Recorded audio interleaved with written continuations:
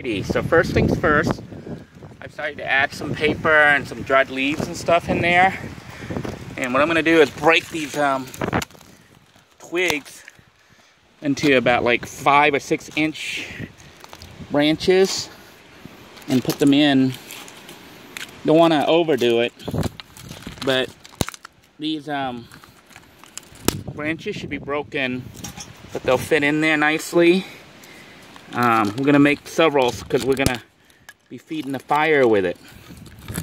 So we got all this fuel. Basically, I'm making small little fuel sticks that will go in there. Because the rocket stove itself is so small, we're probably going to have to keep adding fuel while it's cooking. So I want to make quite a bit and have it all ready to go. So when the fire starts up, we can, I'm basically just breaking it with my feet like that. We just want to have it so that the fire will burn and the sticks will cook and we'll have something going. I'm going to get some more paper to put in here and then we're going to try to light the fire.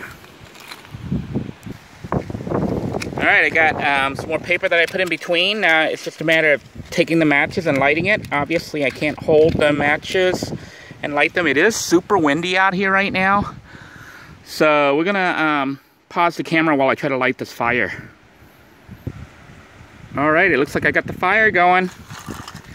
So we have our fire lit. And hopefully everything will burn nicely. We got our little rocket stove here. The little side hole here is where we're going to feed our wood while the unit is cooking. But we're going to let it catch on fire right now. And we'll go ahead and start our cooking. Woohoo!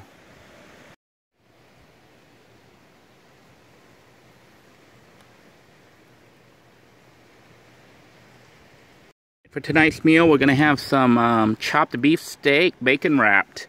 I'm going to eat that with the rice cooking on here, but I can see the fire has died out. So we're going to have to add some more kindling here. I'm attempting to start the fire back up again by using some leaves this time and some small twigs. I think we didn't have enough twigs in there to get the fire going. Needs to get going. There it goes. So hopefully this will burn enough that I can actually keep the wood burning and then enough to cook. We're going to put our pot on there so it can get heated up, and then we're going to add our steak here in a moment. Alright, I'm going to go ahead and add one of our steaks. You can hear it sizzling.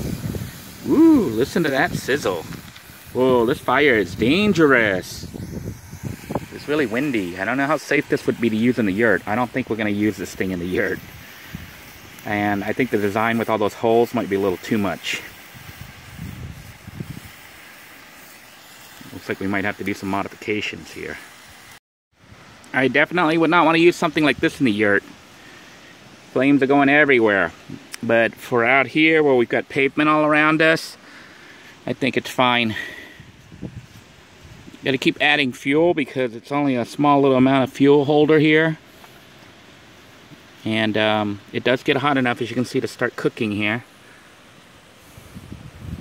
So the holes on the side are letting the air blow through all the time to keep the fire going. So keeping the fire burning isn't a problem. It's trying to keep it under control. I decided to go ahead and add a second hamburger to try to get the cooking done faster instead of cooking one at a time, because it is starting to get dark out here and I want to make sure that I have food here and eat and leave here before it gets pitch black. Doesn't that look good?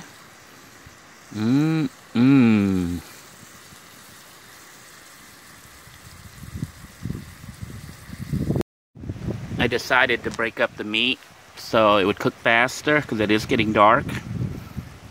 Since I'm not going to eat it as hamburger, but I'm going to eat it as meat with my rice.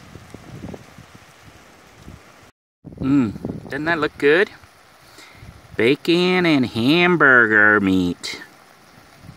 Cooking on the miniature rocket stove. I think these vent holes are great for keeping the fire going, but in the future I think I'm going to make one with regular can. Some of you have suggested giant cans for vegetables and stuff. I think we're going to try that, because I think there's too many holes. Keep in mind that you don't have to just add it through that little hole right there that we made on the side. You can actually pick up your frying pan and add more fuel like I just did just now to get it going again. Moving the handle away from the wind because we don't want the handle burning off. Wow, the fire's really hot now and it's sizzling. Doesn't that food look good? I'm pretty sure it's done now, so it's time to chow down. So here are my thoughts, my final assessment on this rocket stove design using this utensil holder. It worked, but I think it worked a little too well. All the air vent holes here were allowing flames to shoot out. I mean, it allowed air to come in, which kept the fire going, but it also allowed flames to shoot out, which makes this unit kind of dangerous. So we're gonna not publish this particular design on the Way Too Cool channel because I don't want people catching on fire or setting things on fire, because flames are just flying everywhere. So we're gonna try again, but next time with the real can of some type, either a paint can or one of those, more than likely one of those fruit or vegetable cans that some of the other viewers mentioned. So look forward to that video coming up soon. This one is just going on the Living in a Van page. It is not going to be published on Way Too Cool because it really wasn't that cool with flames going everywhere. Final thought on this, I don't know if you can see here, this unit is so tiny it hardly used any fuel compared to our larger mailbox one here. So, and it was able to cook a meal. So I would definitely go smaller, not larger, because it used way less fuel. This other one may be good for barbecuing and stuff, but this one for using a small little frying pan to cook a meal for 1 or 2 people. Now what I will say and remind you is, you can see here there's hardly any fuel, and some of that ash that you see is from me throwing paper in there after I'd already finished cooking. But I've got some dirty water here mixed with soda that I took from our water catchment system. We're going to use to put this out. Look at that. You should never leave the camp with fire running. We're going to put it all out. Definitely all out now.